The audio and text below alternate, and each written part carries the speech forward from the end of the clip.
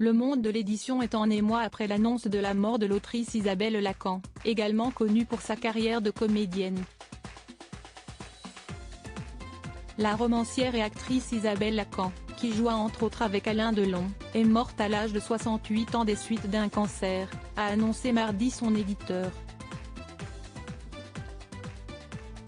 Les éditions Bruno Doucet ont salué dans un communiqué relayé par l'ARC une femme lumineuse et autrice de nombreux romans à succès, dont Le baiser du dragon, le premier en 1986, ou L'éléphant bleu en 1990.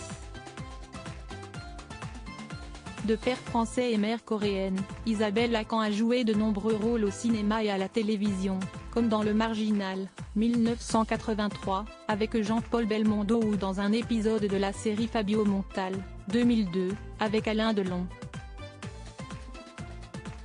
Elle laisse Helmut, son époux, Caspar, son fils.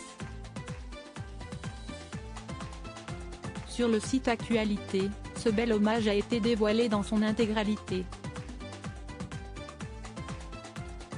Originaire d'une vieille famille huguenote cévenole par son père, l'écrivain et journaliste Max-Olivier Lacan, et d'origine coréenne par sa mère, Isabelle a hérité dans ses doubles racines d'un art du métissage et de la résistance, peut-on lire.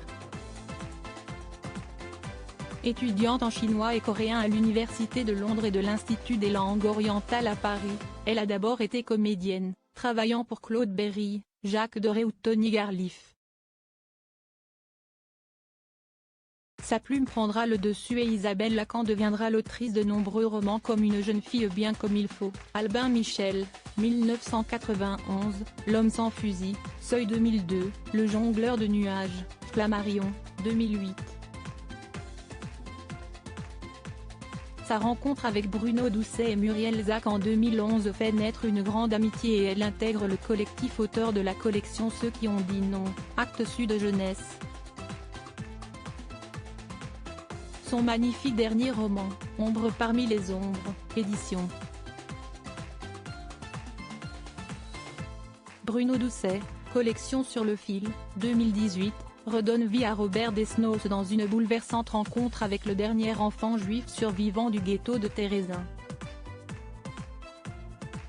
Un livre d'une rare intensité, comme elle. Elle qui croyait par-dessus tout au triomphe de la beauté, de l'humanité et de l'écriture contre toutes les barbaries de l'existence, précise également le communiqué.